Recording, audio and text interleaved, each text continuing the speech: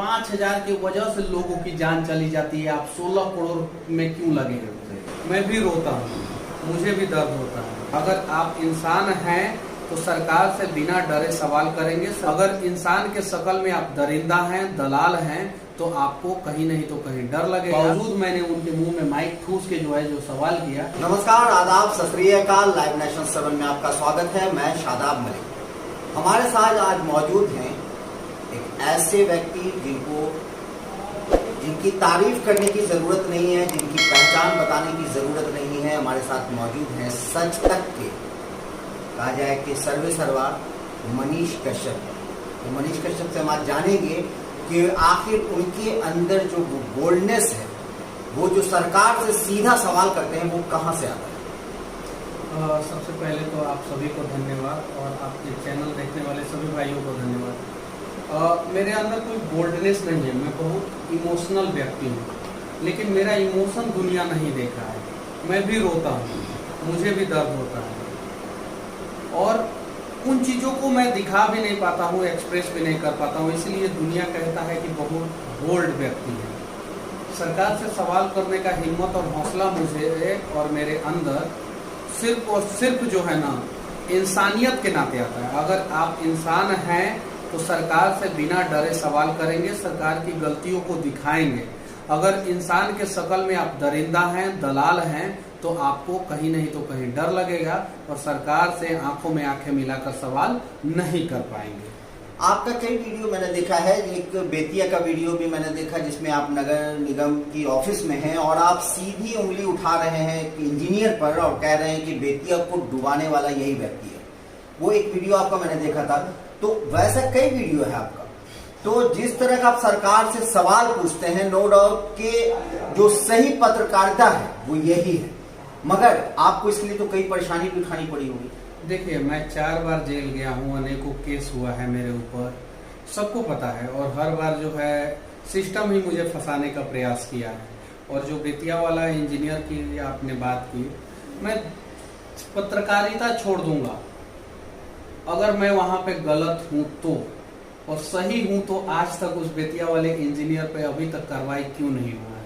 उस व्यक्ति ने पूरे बेतिया शहर को डुबा दिया, पूरे बेतिया शहर को बर्बाद कर दिया कमीशन के खेल में, और फिर भी आज वो कुर्सी पे बैठा है, गद्दी पे बैठा है और उससे पूछने वाला कोई नहीं है, क्योंकि वो 22 साल से बैठा है और 22 साल से उसने पक्ष और विपक्ष दोनों के नेताओं को सेट किया है।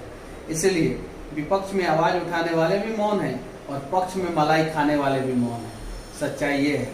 और इन सब चीजों को जानने के बावजूद मैंने उनके मुंह में माइक ठूस के जो सवाल किया, तो सवाल का जवाब नहीं दे पाए, या देना भी चाहे तो भी नहीं दे पाए। ये चीजें हैं और बहुत सारा रीजन है, बहुत सारी बातें हैं, बहुत सारी कहानियां हैं जो कैमरे के सामने आदमी। मनीष, आप एक इंजीनियर, आपने पढ़ाई पढ़ी, आपने इंजीनियरिंग किया, तो क्या बचपन में आपका जो सपना था वो इंजीनियर बनने का था? और अगर आपका सपना इंजीनियर बनने का था तो फिर पत्रकार आप कैसे बन गए? देखिए, मैं हूँ सिविल इंजीनियर। सिविल इंजीनियर का काम क्या होता है? घर बनाना। घर, भारत एक घर है, तो भारत को बनाने की जिम्मेवारी हमारे कंधों पे है। चाहे वो रोड बनाए, पुल बनाए, घर बनाए, या ऑफिस बनाए, या जो भी चीज़ बनाए। तो मैंने इंजीनियरिंग किया। इंजीनियरिंग करने के बाद जो है मैं एक अच्छे पोस्ट पे, एक अच्छी कंपनी में जॉब किया। उसके बाद से मुझे लगा कि बहुत सारी जगहों पे भ्रष्टाचार है। मेरे जैसे आदमी अगर किसी ऑफिस में जाते थे, किसी कार्यालय में जाता था, तो अनेकों समस्या का सामना करना पड़ता था। तो मैंने सोचा कि कुछ तो सुधार किया जाए, और उस सुधार करने की प्रक्रिया को शुरू करने के लिए मुझे पत्रकारिता में आना पड़ा, और यहाँ पे मैं कुछ अच्छा करने का समाज के लिए दिन रात प्रयास करता हूँ।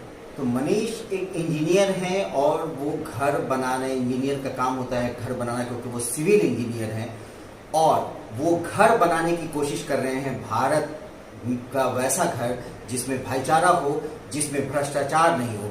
लेकिन एक और उन्होंने बहुत ही बड़ा काम किया है, और वो है आयांश की जिंदगी बचाने के लिए, जो एक तरह से कहा जाए कि सबसे पहली आवाज अगर किसी ने उठाई तो वो मनीष कश्यप हैं। उनका चैनल सच तक है। तो हम एक बार एक और सवाल उनसे पूछना चाहेंगे कि आयांश की जिंदगी बचाने के लिए जिस तरह की मुहिम हो रही है, सरकार उसमें कहीं ना कहीं हाथ खड़े करती नजर आ रही है, तो इस पर क्या लगता है? देखिए, मैं शुरू से कहता हूं कि सर, पहले वीडियो से मेरा उठा के देख लीजिए, सरकार सरकार है और सरकार से मुझे कोई उम्मीद नहीं है। मुझे उम्मीद है बिहार के लोगों से। आज अयांश वाला मुद्दा सिर्फ और सिर्फ स्टेट लेवल की मीडिया तक सीमित नहीं रह गया, नेशनल लेवल के मीडिया तक चला गया। अब लगातार सोशल मीडिया पे लोग पोस्ट कर रहे हैं कि 5,000 की वजह से लोगों की जान चली जाती है, आप 16 करोड़ में क्यों लगे? तो मैं पूछना चाहता हूं, ये दुर्भाग्य है देश के लिए और ये दुर्भाग्य है राज्य के लिए, और ये दुर्भाग्य शायद उस गांव के लिए भी होगा जिस गांव में 5,000 रुपया के लिए लोगों की जान चली जाए।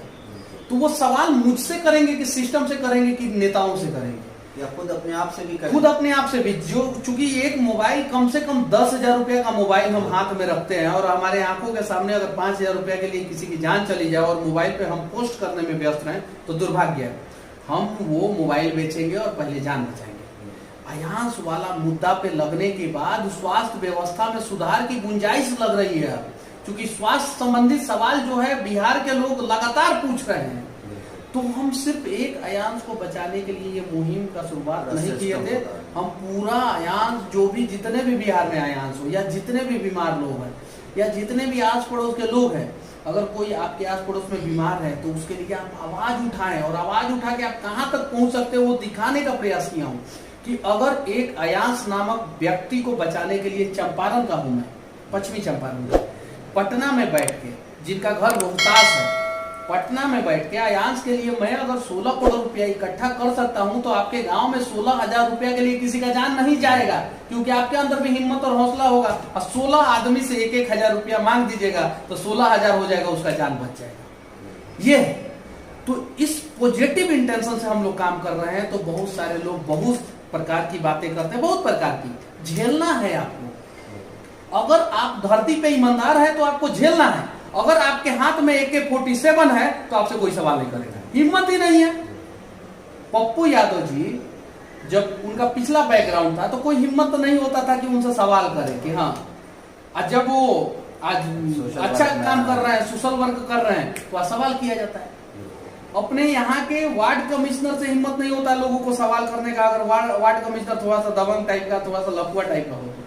और यहाँ पे हम लोगों से सवाल करते हैं अयांश वाले मुद्दे पे। मैं इतना ही कहना चाहूंगा कि मैं पॉजिटिव इंटेंशन में अयांश को बचाने का प्रयास कर रहा हूं, और अगर हम लोग अयांश को बचा लेंगे तो मैं दावे के साथ कह सकता हूं कि बिहार के ऐसे अनेकों लोग 1-2 लाख रुपया का तो व्यवस्था 1-2 दिन में कर लेंगे, और 1-2 लाख के लिए किसी का जान नहीं जाएगा। ये इतनी बड़ी लड़ाई हम लोग लड़ रहे हैं, हो सके तो साथ दें, और अगर साथ नहीं दे सकते हैं तो कम से कम दुष्प्रचार ना करें, क्योंकि अगर आपके दुष्प्रचार के वजह से मेरा मनोबल डाउन हो गया और एक अयांश की मौत हो गई तो आपको नहीं समझ में आ रहा है बिहार में ऐसे अनेकों अयांश जो है ना वो बीमार होंगे, तड़प के मर जाएंगे, और किसी को हिम्मत नहीं होगा उनके लिए आवाज उठाए। तो ये हमारे साथ मनीष कश्यप थे जिन्होंने सारी बातें बताई, और ये बात सच है कि ये सिर्फ अयांश को बचाने की लड़ाई नहीं है, बल्कि ये एक लड़ाई है उस मुहिम की, उस सिस्टम को सुधारने की, जिस सिस्टम को बैसाखी की जरूरत पड़ गई है, और हमें उस सिस्टम को दौड़ाना है, उस लंगड़े बने सिस्टम को दौड़ाना है जिसे बैसाखी ने अपनी चपेट में ले लिया है। तो खबरों के अपडेट के लिए बने रहिए हमारे साथ, देखते रहिए हमारा वीडियो। अगर आपको हमारा वीडियो पसंद आता है तो हमारे चैनल को जरूर सब्सक्राइब करें। अगर आप फेसबुक के जरिए देख रहे हैं तो पेज लाइक करना ना भूलें।